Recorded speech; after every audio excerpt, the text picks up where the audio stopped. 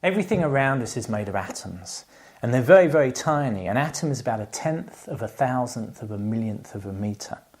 Or in other words, if you put 10,000 million atoms side by side, they'll only be about a metre long. So there's probably about 10,000 million atoms along here, and there's probably about 10,000 million atoms along here. So the total number of atoms on the top of this table is just amazing. It's an enormous number. And atoms are made up of charged particles. Positive protons, negative electrons, and there's some neutral neutrons in there as well. And the amazing thing is, out of the billions and billions and billions and billions of these charged particles, the great majority of them balance perfectly so that it's completely neutral, so there's no charge. Even though it's made up of billions of charges, billions and billions and billions of charges, the whole table remains neutral because there's this perfect balance. Now, if you can separate the charge for a while, so you put some of the positive on one side and some on negative on the other, there's a force of attraction because opposites attract.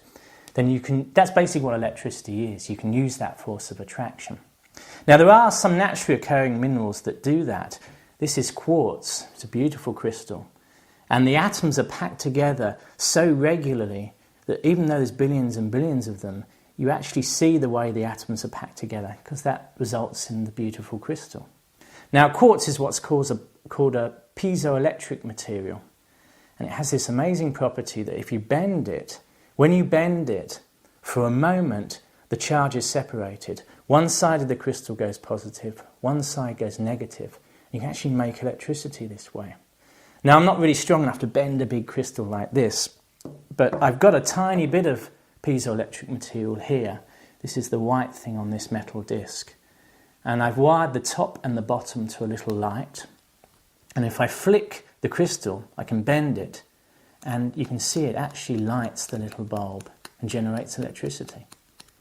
So this is what a piezoelectric material can do. You bend it and it produces electricity. Actually, if you put electricity on it, you can also cause it to bend. If you put electrical signals going on and off very quickly on the crystal, you can make it bend very quickly and it becomes like a loudspeaker. In fact, this little device came from a smoke detector. It's the thing that makes the bleep in a smoke detector. So this is a lovely little demonstration of piezoelectricity.